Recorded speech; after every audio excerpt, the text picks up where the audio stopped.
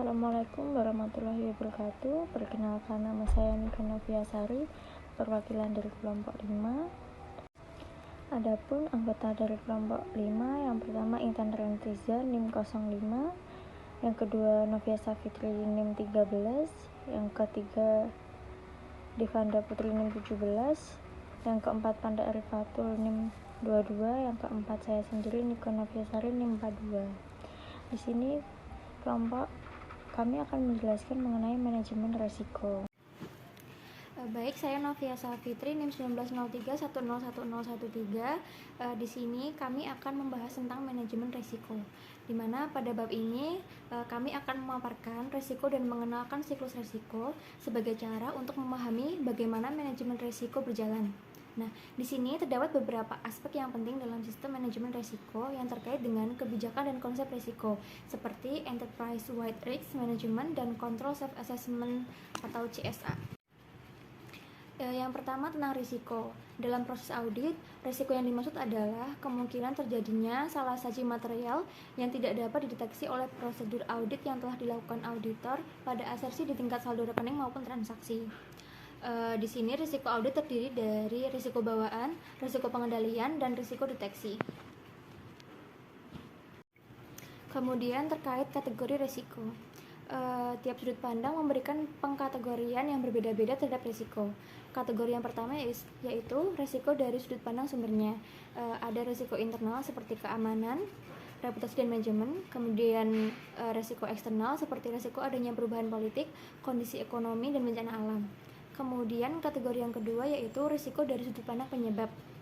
Risiko ini dibedakan menjadi dua, yaitu yang pertama risiko keuangan, yaitu risiko yang muncul dari faktor-faktor keuangan seperti risiko kredit, standar akuntansi, anggaran, pelaporan keuangan, dan pajak. Yang kedua ada risiko operasional, yaitu risiko yang muncul dari faktor-faktor non-keuangan seperti risiko proses operasi, sistem, dan prosedur. Kemudian kategori selanjutnya yaitu risiko dari sudut pandang akibat yang ditimbulkan. Yang pertama ada risiko murni, yaitu risiko yang hanya menimbulkan kerugian seperti risiko kebakaran.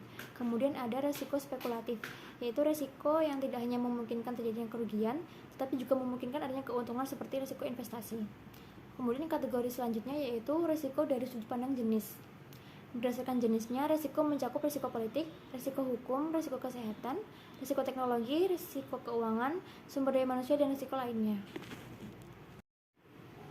Kemudian tentang dasar-dasar manajemen resiko. Di sini ada 4 langkah proses manajemen resiko. Yang pertama ada proses identifikasi resiko, kemudian penilaian resiko, prioritas resiko dan perencanaan respon, kemudian pemantauan resiko. 4 langkah proses manajemen resiko tersebut diimplementasikan pada semua tingkatan organisasi perusahaan dan partisipasi manajemen dan karyawan pada tiap tingkatan tersebut. Pengukuran risiko akan memberikan informasi tentang kemungkinan keterjadian dan dampak yang ditimbulkan bila risiko terjadi. Saya Nika Noviasari akan menjelaskan mengenai identifikasi risiko. Manajemen harus mengidentifikasi semua risiko yang mungkin mempengaruhi keberhasilan organisasi, mulai dari risiko yang berdampak kecil hingga risiko yang berdampak signifikan. Proses identifikasi risiko harus dilakukan dengan hati-hati dan mendalam untuk mengidentifikasi potensi risiko yang ada di area operasi dalam suatu rentang waktu. Identifikasi risiko sebaiknya dimulai dari level tertinggi perusahaan sehingga menghasilkan daftar risiko yang ada di tingkat korporasi. Daftar risiko tersebut menjadi acuan dalam proses identifikasi risiko untuk level di bawahnya, tingkat anak perusahaan dalam unit bisnis, serta tingkatan yang lebih rendah di bawahnya. Yang kedua, penilaian risiko. Penilaian risiko dilakukan untuk memetakan risiko berdasarkan kemungkinan keterjadiannya dan dampak yang ditimbulkan bila risiko itu terjadi. Untuk melakukan penilaian risiko, terlebih dahulu disusun skala kemungkinan dan skala dampak. Skala kemungkinan dapat disusun dengan skala sangat jarang, jarang, sering, dan sangat sering. Setiap skala tersebut didefinisikan berdasarkan tingkat probabilitas dan kemungkinan keterjadian dalam kurun waktu tahunan. Alternatif lain dapat digunakan sesuai dengan kondisi yang paling sesuai dengan perusahaan yang dinilai dan data yang tersedia. Skala dampak dapat disusun dengan skala sangat rendah, rendah, tinggi, dan sangat tinggi. Definisi dari Tiap skala tersebut didasarkan pada dampak yang akan timbul jika resiko tersebut terjadi terhadap aspek operasional, keuangan, dan reputasi produk maupun perusahaan. Aspek-aspek yang digunakan dalam skala dampak sebaiknya disesuaikan dengan kondisi dan tujuan perusahaan. Pengisian nilai probabilitas dan dampak dapat dilakukan dengan metode kuesioner atau data yang tersedia dari proses operasi yang selama ini berjalan. Nilai yang diisi oleh berbagai pihak yang terkait dalam penilaian risiko dihitung rata-ratanya baik untuk skala probabilitas maupun skala dampak. Nilai rata-rata kemungkinan dan nilai rata-rata dampak selanjutnya dikalikan untuk memperoleh skor akhir atau status tiap risiko. Nilai akhir status diurutkan berdasarkan nilai terbesar hingga terkecil untuk menentukan peringatan risiko yang menunjukkan kemendesakan risiko tersebut agar segera ditangani. Baiklah, saya Intarentiza, NIM 1903101005. Saya di sini akan menjelaskan mengenai prioritas risiko dan juga perencanaan respon. Penilaian risiko menghasilkan nilai status risiko yang menunjukkan probabilitas keterjadian risiko dan dampak yang muncul bila risiko tersebut terjadi. Manajemen perlu melakukan hasil penilaian risiko untuk menentukan prioritas risiko yang harus direspon dan strategi yang digunakan untuk merespon risiko tersebut.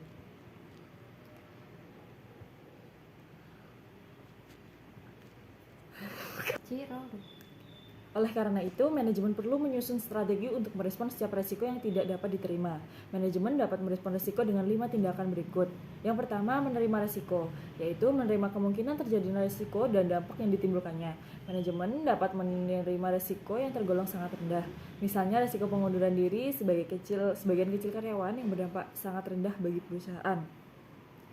Kemudian yang kedua, mengurangi kemungkinan terjadinya risiko atau preventif, yaitu dengan menyusun dan mengimplementasikan pengendalian yang memadai untuk mencegah dan mengurangi kemungkinan terjadinya risiko. Misalnya, pencegahan terjadinya produk cacat dengan mengimplementasikan standar mutu yang tinggi dalam proses produksi. Kemudian yang ketiga, mengurangi dampak yang dapat ditimbulkan oleh risiko yang mungkin terjadi atau mitigatif, yaitu dengan menyiapkan prosedur penanggulangan dampak risiko, misalnya dengan menggunakan lindung nilai harga komoditas bahan baku. Kemudian yang keempat, berbagi resiko, yaitu dengan membagi resiko dengan pihak lain, misal dengan menggunakan asuransi kebakaran untuk gedung dan bangunan. Kemudian yang terakhir, menghindari resiko, yaitu menghindari atau mencegah terjadinya resiko, misal dengan penerapan prinsip keselamatan jiwa dalam proses operasi. Kita masuk ke pemantauan risiko. Lingkungan internal dan eksternal perusahaan yang terus berubah menyebabkan perubahan risiko yang mungkin dihadapi, baik dari jumlah, probabilitas, maupun dampaknya. Oleh karena itu, organisasi perlu melakukan pemantauan serta peninjauan atas risiko-risiko yang telah diidentifikasi. Risiko baru yang mungkin muncul, probabilitas tiap-tiap risiko, dan dampak yang ditimbulkannya. Pemantauan risiko dapat dilakukan secara periodik sesuai dengan kondisi lingkungan internal dan eksternal organisasi. Untuk organisasi yang lingkungannya cenderung statis, maka pemantauan risiko dapat dilakukan tiap tahun atau beberapa tahun. Respon dan pemantauan risiko memerlukan analisis biaya dan manfaat. Pengendalian yang ketat untuk mencegah dan memitigasi risiko membutuhkan biaya yang lebih tinggi daripada pengendalian yang longgar. Oleh karena itu, manajemen perlu mempertimbangkan dampak risiko yang harus ditanggung dan biaya pengendalian dibutuhkan dalam menentukan respon terhadap risiko. Pemantauan risiko dalam periode yang pendek membutuhkan biaya yang lebih tinggi daripada pemantauan dalam periode yang lebih panjang. Dalam hal ini, manajemen juga perlu mempertimbangkan kebutuhan pemantauan dengan pemanfaatan yang diperoleh dengan pemantauan tersebut. Australia atau New Zealand AS atau NZS ISO 31000 tahun 2009, Risk Management merupakan standar manajemen risiko yang diterbitkan oleh Australia dan juga Selandia Baru. Standar ini diterbitkan pertama kali pada 1995 AS atau NZS 4360, kemudian direvisi pada tahun 2004 atau dengan nama AS atau NZS 4360 tahun 2004, dan direvisi terakhir pada 2009 dengan mengadopsi ISO 31000 sehingga dikenal dengan AS atau NZS ISO 31000 tahun 2009. Assalamualaikum warahmatullahi wabarakatuh. Perkenalkan, nama saya Pandan Ali Batu Sukman 22. Di sini saya akan melanjutkan presentasi dari teman saya. Proses manajemen risiko dalam AS ada ZS ISO.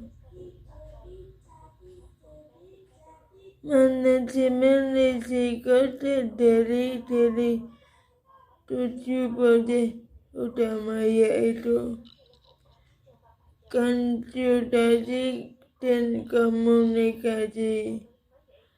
Proses tersebut membutuhkan konsultasi dan komunikasi dengan pemegang saham internal secara tepat pada setiap tingkatan maupun keseluruhan proses manajemen. 2. Menyusun kontak. Sebelum melakukan proses penilaian risiko, manajemen menyusun kontak manajemen risiko, baik internal maupun eksternal saat proses berlangsung.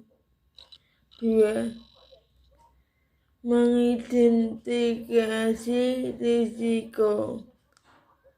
Dalam proses identifikasi risiko, manajemen mengidentifikasi di mana,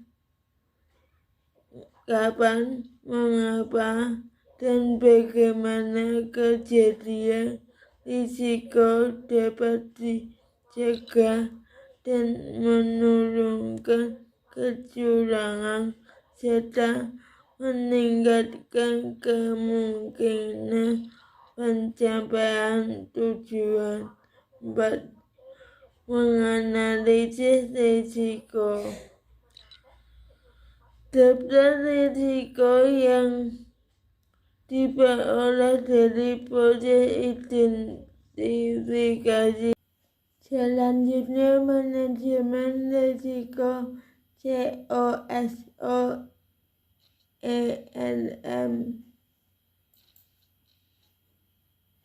Definisi COSO Interface Risk Management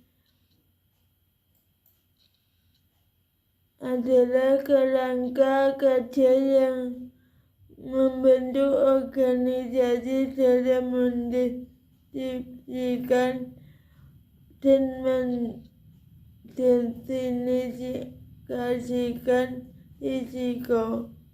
COSOELM menjadi alat penting untuk memahami dan meningkatkan pengendalian internal yang dibutuhkan oleh organisasi. Manajemen risiko perusahaan menurut COSOELM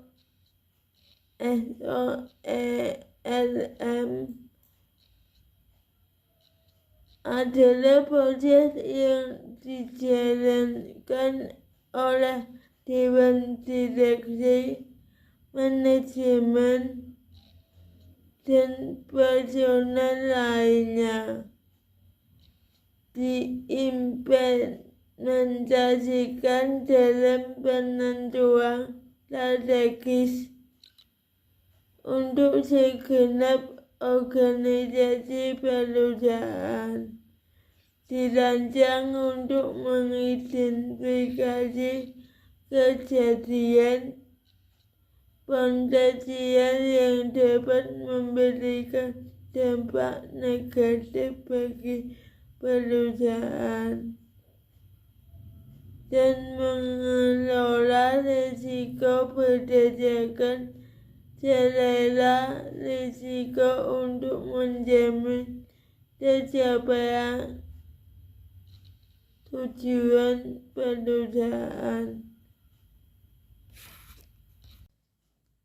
Selanjutnya, hal-hal mengenai definisi manajemen risiko menurut COSOELM.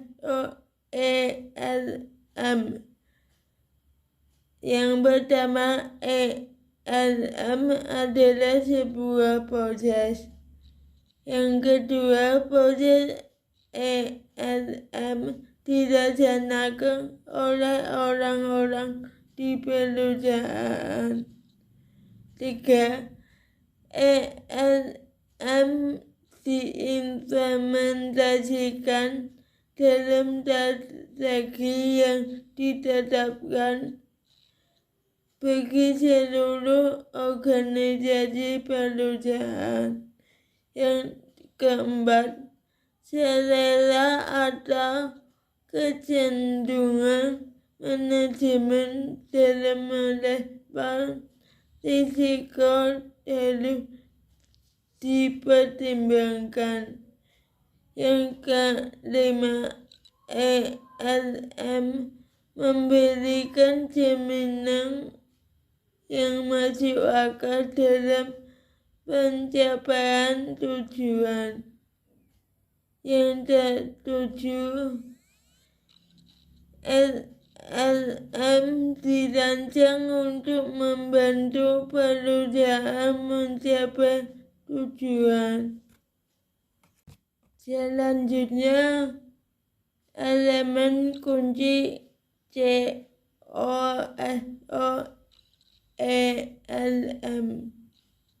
Yang pertama, lingkungan internal. 2. Menetapkan tujuan. 3. Identifikasi risiko. 4. Penilaian risiko. 5. Respon risiko. 6. Kegiatan pengendalian. 7. Informasi dan komunikasi. Dan yang terakhir adalah pemantauan. Sekian, terima kasih. Assalamualaikum warahmatullahi wabarakatuh. Perkenalkan, nama saya Devanda Putri Aridana, NIM 1903101017. Di sini saya akan melanjutkan materi selanjutnya, yaitu lingkungan internal. Komponen lingkungan internal terdiri dari unsur yang pertama, ada filosofi manajemen resiko. Yang kedua, ada selera resiko manajemen terhadap resiko. Yang ketiga, ada sikap dewan direksi. Yang keempat, integritas dan nilai-nilai etika. Yang kelima, komitmen terhadap kompetensi. Yang keenam, struktur organisasi. Yang ketujuh, penugasan wewenang dan tanggung jawab. Yang kedelapan, ada standar sumber daya manusia. Selanjutnya, menetapkan tujuan. Perusahaan harus menetapkan tujuan dan sasaran strategi yang sesuai dengan visi dan misinya. Tujuan dan sasaran tersebut harus meliputi efektivitas dan efisiensi operasi, pelaporan keuangan, dan kepatuhan terhadap peraturan. Tujuan dan sasaran menjadi dasar dalam manajemen risiko. Selanjutnya, ada identifikasi risiko. Dalam usaha pencapaian tujuan, perusahaan mungkin menghadapi kejadian yang dapat mempengaruhi implementasi strategi dan pencapaian tujuan yang disebut dengan risiko. Kerangka kerja memantau COSOELM mengarah kepada perusahaan untuk mengidentifikasi dan memantau risiko yang bersumber dari kondisi perekonomian, lingkungan alam, politik, sosial, infrastruktur internal, proses operasi, dan juga perkembangan teknologi internal maupun eksternal. Selanjutnya, penilaian risiko. Penilaian risiko memberikan informasi yang memungkinkan perusahaan untuk mempertimbangkan efek risiko potensial yang telah diidentifikasi terhadap prestasi perusahaan dalam pencapaian tujuannya. Nah, risiko ini dinilai dari dua perspektif. Kemungkinan keterjadian risiko dan dampak yang mungkin ditimbulkannya. Sebagai bagian penting dari proses penilaian risiko, perusahaan perlu mempertimbangkan sifat risiko sebagai berikut. Yang pertama, ada risiko inheren, yaitu risiko yang melekat dengan berbagai hal dalam perusahaan. Faktor yang mempengaruhi risiko inheren perusahaan adalah ukuran dan anggarannya, kekuatan dan kecanggihan manajemen, serta sifat kegiatannya. Risiko yang kedua ada risiko residual. Risiko ini adalah risiko yang potensial yang masih memungkinkan terjadi setelah dilakukannya proses manajemen risiko. Baik, selanjutnya ada respon risiko. Setelah mengidentifikasi dan menilai risiko, perusahaan menyusun dan menjalankan respon atau risiko yang signifikan. Respon tersebut dapat berupa menghindari risiko, mengurangi risiko, membagi risiko, dan menerima risiko sebagaimana yang telah dijelaskan pada bagian atas pada bab ini. Selanjutnya, kegiatan pengendalian.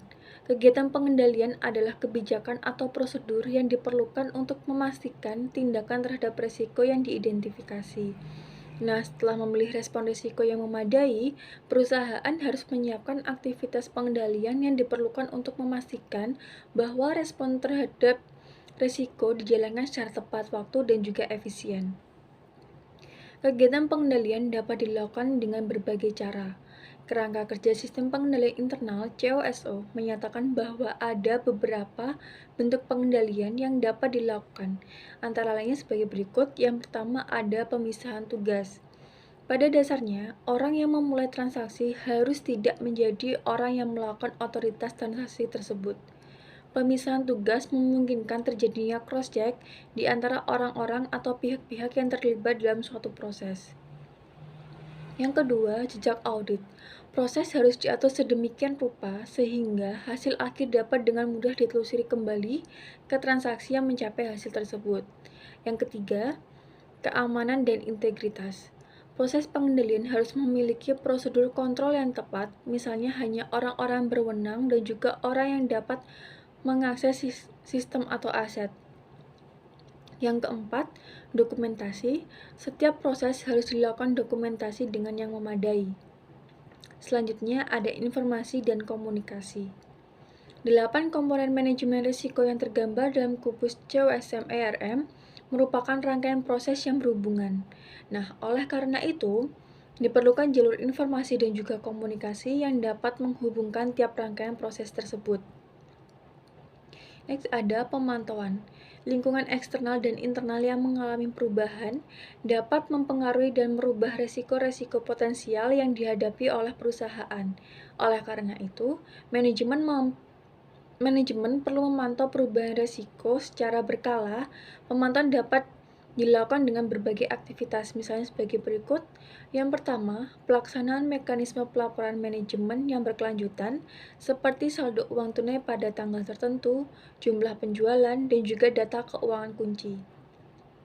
Yang kedua, pelaporan proses manajemen risiko secara periodik untuk materi selanjutnya ada peranan audit internal dalam manajemen risiko. Standar Kinerja 2120 menyebutkan bahwa aktivitas auditor internal harus mengevaluasi efektivitas manajemen risiko dan berkontribusi dalam peningkatan proses manajemen risiko. Standar ini mengharuskan auditor internal untuk mengikuti perkembangan risiko di samping tetap menjalankan peranan jaminan independen. Meskipun pada dasarnya, manajemen risiko adalah tanggung jawab pihak manajemen, auditor internal dapat berperan di dalamnya dengan batasan-batasan yang tertentu. Terdapat beberapa alternatif peran yang dapat dilakukan oleh audit internal dalam manajemen risiko, yaitu sebagai berikut. Yang pertama, melakukan audit atau peninjauan atas manajemen risiko yang dilakukan oleh manajemen. Yang kedua, memberikan dukungan aktif yang berkelanjutan terhadap proses manajemen risiko. Yang ketiga, mengatur dan mengkoordinasi proses manajemen risiko. Yang keempat, tidak melakukan peran apapun dalam proses manajemen risiko. Nah, jika perusahaan ingin membuat dan menjalankan sistem manajemen risiko dan meminta bantuan auditor untuk penyusunan, maka akan sulit jika auditor yang sama memberikan jaminan berdasarkan peninjauan sebagai atau keseluruhan atas sistem tersebut. Oleh karena itu, diperlukan panduan yang dapat memperjelas peranan pokok auditor internal yang berupa jasa jaminan sebagai berikut. Yang pertama, memberikan jaminan terhadap proses manajemen risiko yang telah dilakukan oleh manajemen. Yang kedua, mengevaluasi proses manajemen risiko yang telah dilakukan oleh manajemen. Yang ketiga, memberikan jaminan bahwa resiko telah dievaluasi dengan benar. Yang keempat, mengevaluasi pelaporan risiko-risiko utama. Dan yang kelima, meninjau proses dan penanganan yang telah dilakukan oleh manajemen terhadap risiko-risiko utama.